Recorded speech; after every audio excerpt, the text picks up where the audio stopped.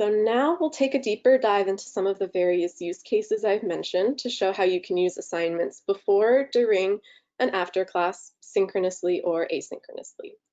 Remember that if you already have an instructor account with us, you can follow along as I go through our 4 use cases by logging in with your instructor credentials at iClicker.com. Just to make sure you select student to participate. I've preloaded some sample assignments that you can work through as you watch, kind of like how your students might work through questions at their own pace as they watch a recorded class. So that's completely optional. Feel free to just watch and listen. And then we'll be giving you the course information so you can actually go in and view the assignments at any time. So after we go through the use cases, I'll go through the logistics of actually creating the assignment with you. So first we have some ideas for pre-class assignments. You can use assignments before class to check your students' comprehension of readings and homework, as an opportunity to have students ask you questions that you can address in class. You can then use that pre-class feedback to adjust your lecture and make it even more relevant for students. You can use assignments to ask students icebreaker questions or survey questions to get to know more about them, maybe about what their concerns are heading into fall 2020. And finally, assignments could be a great low-stakes way to onboard your students, whether it's quizzing them on your syllabus or class policies, or ensuring they've read your instructions for setting up their iClicker accounts before class even starts. If you teach a lot of first-year students, it can be a great way to help them get to know their new campus.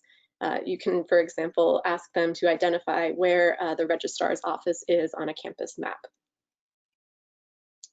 So on this slide, we have an example of a question you could include in a pre-class syllabus quiz assignment. You can allow students to refer to the syllabus as they complete the quiz, so it's totally low stakes. On the right-hand side here, I've just included an image of our syllabus template for online classes. This is a resource that's actually available for all of you to use at iClicker.com/support. So our question asks students to identify what they'll be using to participate in this class. Is it Instagram, iClicker Reef, TikTok, FaceTime, or iClicker handheld remote? So as a bonus to you, a pre-class assignment like this requires that students actually set up their iClicker Reef accounts in order to be able to complete the assignment. So they won't be scrambling to create iClicker accounts the first time you use iClicker. Our second use case out of the 4 is that you can use assignments for synchronous learning, whether it's online, hybrid, or in person. You can use assignments in lieu of polling for any at your own pace activities you have during class time where students are allowed to control navigating through the questions independently. We also do have the quizzing activity type that is self-paced as well, but with assignments, students have the record of screenshots that they can later study from. Assignments are great for team breakout sessions or group activities, and they're also great for lab work. So using assignments for data entry in labs is a nice way to eliminate traditional paper responses for a safer contactless exchange. Here's an example of an activity that could be used in a synchronous lab session. This example shows how you can use a series of questions in your assignment to guide students through the process of collecting data, making calculations, and coming to conclusions during a lab. I have the first 4 questions of the lab on the slide, and you're seeing it from the student perspective here. So students are given an unknown metal sample, and in question 1, they're asked to describe it. Then they move on to measuring the mass, calculating the volume, and calculating the density. And then on the next slide, this is the one that I'll be adding to our sample assignment later. Now that they've gone through the process of recording their data, students are asked to come to a conclusion and identify the unknown metal from the list of common metal elements and alloys. This here, we made it an example of our target question, which is our touch screen or heat map kind of visual question type. So students will receive the full image of the slide on their devices, and they'll be able to click or tap on the screen, like on the table here, to indicate their metal. If they need to, they can pinch and zoom to enlarge the image on a smaller screen. If you're delivering classes asynchronously, students' class experience might look like something like this image here. Your students are watching recorded lecture videos, but you still want to give them a meaningful opportunity to participate in class and feel engaged with the content. Assignments can be a way to replicate the feeling of live in-class polling, but it allows students to work through the questions at their own pace. Some of our instructors have short sections of video, and then they pause to indicate a related question that students can respond to in iClicker Reef, as seen on the phone screen here.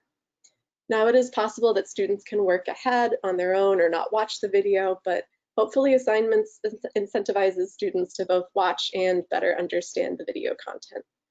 Our image here does show the student experience with both laptop and smartphone, but if any of your students have only one device, they can also use that one device just to switch back and forth between your video and the iClicker Reef app.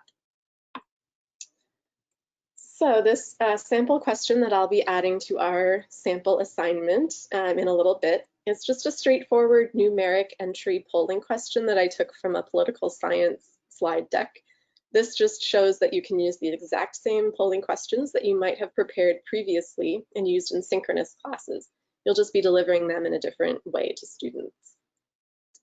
You also see that I have a little iClicker icon on each of my question slides. This is totally optional, but it helps students know when it's time to participate in iClicker Reef, and it helps me know which slides are my question slides, which will be important in a few minutes.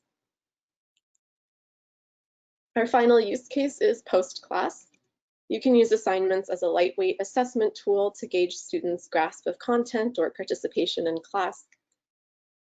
You can use assignments to understand how confident students are in the topics they just learned, or even to check on how prepared they are for the topics you'll cover next. You can use assignments as an exit poll or exit ticket activity. We do already have exit polling as an option in our desktop software, which is more for synchronous learning, but this could be a great option for asynchronous classes that don't use the desktop software at all, or if you want to be able to fully customize the exit questions. Finally, I wanted to mention one other common way our instructors are using post-class assignments in tandem with polling in hybrid format classes. So during live class sessions, you can ask polls that aren't worth any points to engage those students who are able to attend physically in person.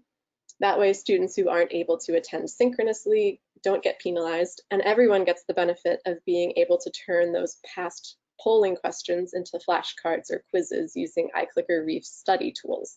As a follow-up, then, all of your students could answer the exact same batch of polling questions for credit and asynchronously using assignments after class. So in this last sample slide, we show how you can use assignments as a customizable exit poll that can be tailored down to each individual class session if you wish. Our existing exit poll activity asks 2 questions that are fixed and can't be edited. So this would be a great option if you want feedback on a specific activity you tried out or on specific content you covered. In this example, we just played a Jeopardy-style game using iClicker in class. We're asking students for their feedback on that specific activity as a short answer response. So they'll have 140 characters to submit why they think or why not this was a useful learning activity for them.